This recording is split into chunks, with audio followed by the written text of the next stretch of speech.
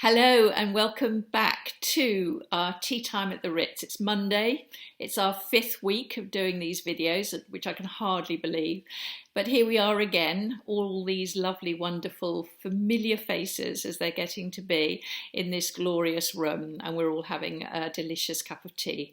So you're very welcome, and I hope you've had a nice weekend, as enjoyable as you can possibly have it. We had our Easter bonnet competition winners announced, which was brilliant, and I hope you agree that they were worthy winners and runners-up.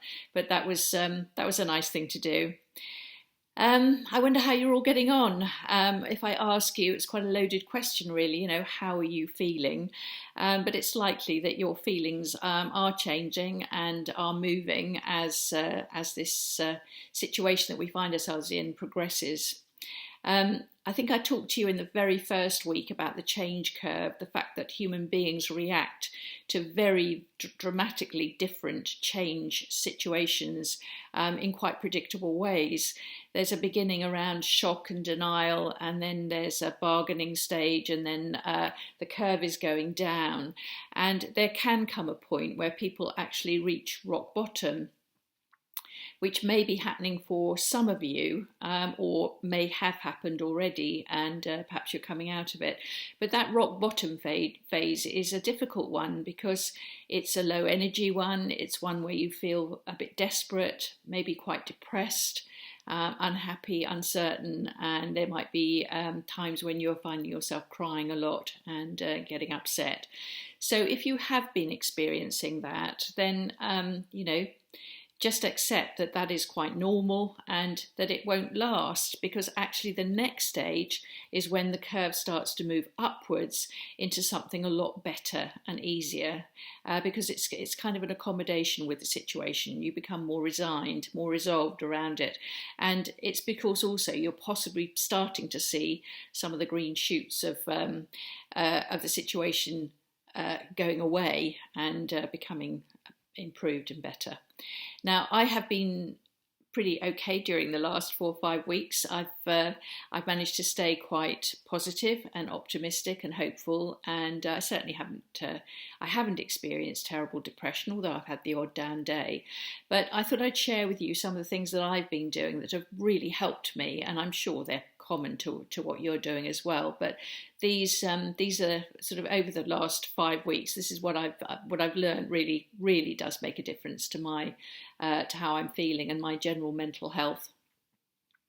The first is routine, trying to establish something that looks on a daily basis different, that Mondays look different from Wednesdays and different again from Fridays and the weekend, but also that during the day there's a certain routine that I'm following, which gives the day structure, and it means that I manage my time in a way that keeps me happy.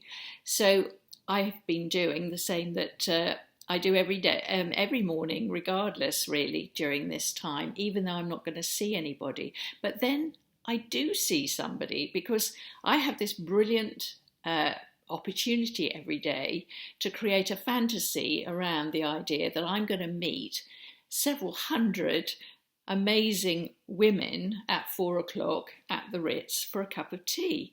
And although I'm sitting here talking to you in a completely empty room and there's nobody around me, in my mind's eye, I'm actually in a room which is peopled by many fabulous women. So I have a routine. I get up, I put, after breakfast, I get washed and dressed, put my makeup on, do my hair, choose something I want to wear, put some earrings on, so that I'm in a fit state to, if as I'm going to walk into a beautiful room in a very smart part of London and meet a lot of other people. So these videos and the contact that I'm having with all of you through Tricia Super Troopers has been absolutely brilliant for me. And I'm so delighted that a lot of you are telling me that it's also helping you, because it's giving you a point in the day when you sit down and you have a cup of tea and you join us. There's been lots of activity over the weekend on the Super Troopers page. We've been sharing photographs of ourselves when we were young children. There were a lot of ribbons about in those days with bunches and start right shoes. shoes and Clark's shoes, and we've been reminiscing around that. And we also have had some photographs going out of how we looked on our wedding day, which has been great fun. So for me, the routine is important, but also a routine around the weekend. So I have every single Saturday since we went into lockdown, I've been to the cinema at 3 o'clock on a Saturday afternoon by visiting Curzon Home Cinema. Now, of course, I could go at any time, at any point in the week, at any point in 24 hours. But I go at 3 o'clock on a Saturday afternoon. And I'm going to keep doing that because it makes my Saturday a bit different and a bit special. In those films, I've chosen foreign language films. So I've been to Saudi Arabia, I've been to Paris twice, and I've also been to South Africa, followed by the UK. And they were brilliant films, all of them. I enjoyed them, but a different culture, a different language, and total escapism. So for an hour and a half, nearly 2 hours, every Saturday afternoon, I've been transported. I've travelled, both in time and also in place, which, when you're confined to 4 walls, feels quite important and extremely enjoyable. I've tried to keep up routines in terms of contacts. So every day, the team at Look Fabulous Forever, we get together for a Google Hangout, and they're great. They're a really... I get to see my 2 daughters because they're part of the team as well. But we're checking on each other, we're supporting each other, we're making sure that we're all okay. We have one team member who is, she's staying with her parents who are both in their very late 80s and are not well. So she's giving support to them during her home working. And it's just an opportunity for us to stop and relate and talk and share, and it's important to the business as well. And I'm obviously keeping my routines from the point of view of friends and family and all the other ways that I'm keeping in touch with people. I also go out twice a week to get food shopping. I've worked out that I need to fill my fridge up a couple of times a week with fresh food, and I can do that very safely. I hardly see another soul. The social distancing is working very well. The shops are being very strict about how many people can go in at a time. Shelves are full. The whole experience is very pleasant. It's not a social experience, but it is at least a change of scenery. And of course, I'm going out for walks, and I'm doing my everyday half an hour on my little pink exercise bike to keep myself as fit as possible.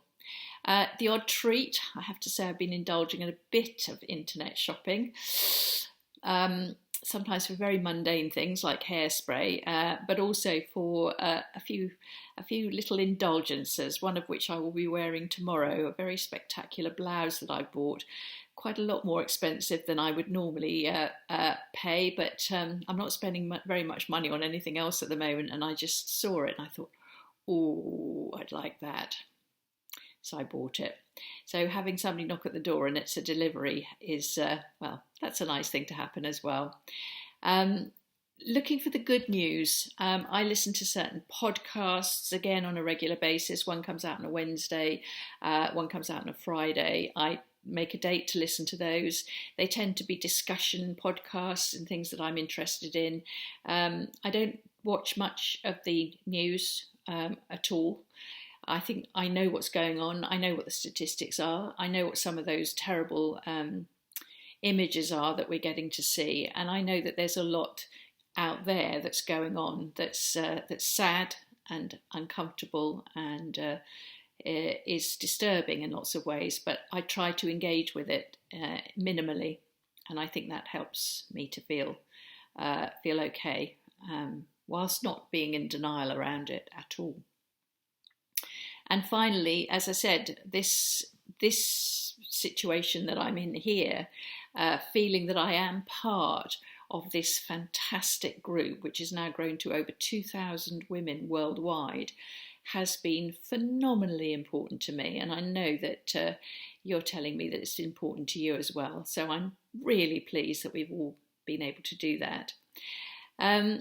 I did promise you that I would talk a little bit about how to look good on screen, and I will do that now because we're on screen a lot of the time at the moment, aren't we? And that's the main way that people are getting to see us.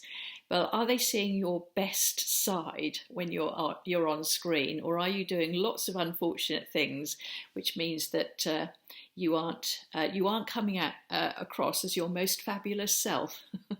Let's put it that way. So let me give you some of the tips and some of the things that I've actually worked out for myself in lots of ways, because I am also constantly being seen on screen. So these are the things that I'm definitely doing, and hopefully you agree that they're working fairly well. So the starting point is self-presentation. I do hope you're getting dressed whenever you have some kind of FaceTime talk, but not just dragging on any old thing and running a comb through your hair 5 minutes beforehand, but actually positively thinking about how you look when you are on the screen, what you're wearing, and I would suggest put a bit of makeup on. It does help enormously, because with a bit of makeup on, as I've talked to you about in a video that I did, I think that first week of lockdown, if you put some colour on your face comes to life, especially an older face.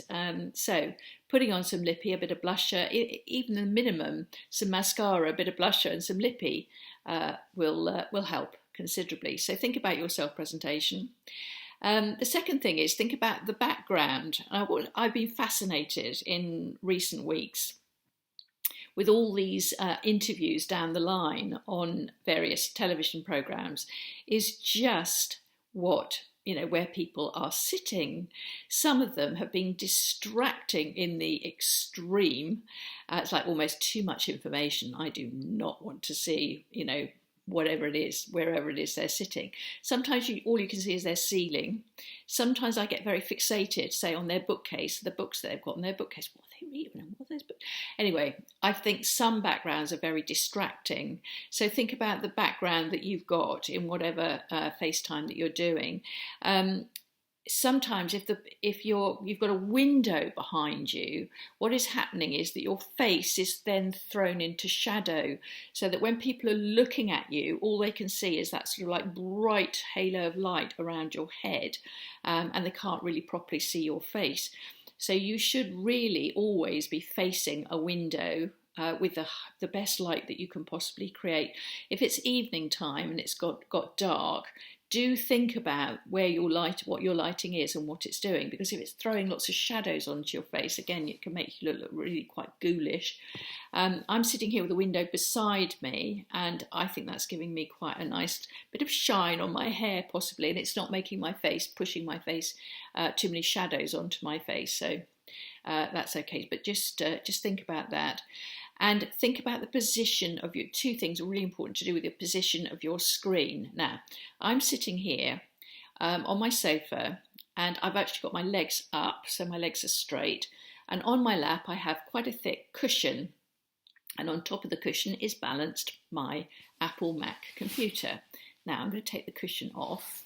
I'm going to move the screen down, and quite a lot of the time we see people in this position, so they're looking down like this, so we see a lot more of the top of their head, and it's actually quite distracting because it's not how we would normally have a conversation with somebody. We have a conversation with somebody like that. We don't normally look down on somebody unless they're lying on the floor. So having your screen angled in a way that actually makes sense so that people can actually see you. Now, I'm going to put my cushion back, and the reason I have this cushion on my lap, I can then position the screen so that I look to you as though I'm sitting in a chair opposite you, and you're chatting away to me quite normally. Like I said, you're not normally lying on the floor when I'm talking to you. And the last thing to say, where is the actual camera on your computer? Now, mine's right up here. I'll put my finger over it. There you go. And I disappear. So I am actually looking at a little green light and a little tiny round camera on the top frame of my computer. So when I'm talking to you, that's what I talk to. I don't talk to myself. So I talk down to myself. I'm not talking to you.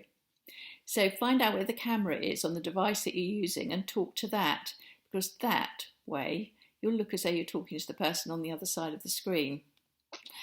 I think that's all I want to say. So just a few pointers there to think about how you need to plan this a little bit. You need to have maybe even take a photograph and have a look at that photograph and see if there are any shadows, what the background looks like, how you look when you're doing it, because there's a huge difference between you know, the worst and the best that you can achieve in terms of on-screen time. And also, you know, don't forget a little bit of blusher, a little bit of lippy and a little bit of mascara. Works wonders. Hope you enjoyed that. Tomorrow and the rest of the week, I'm going to look at colour and the older woman, how important that is. I've got a lot of thoughts about that, and I want to share some of those thoughts with you, and I hope that you'll find it interesting, and also that you'll pick up lots of hints and tips and good things to remember and take away. So thank you very much for listening to that. I hope you enjoyed it, and I will very, very, very much look forward to seeing you again tomorrow, when we'll be all together in this lovely room having a nice cup of tea at the Ritz. Bye-bye.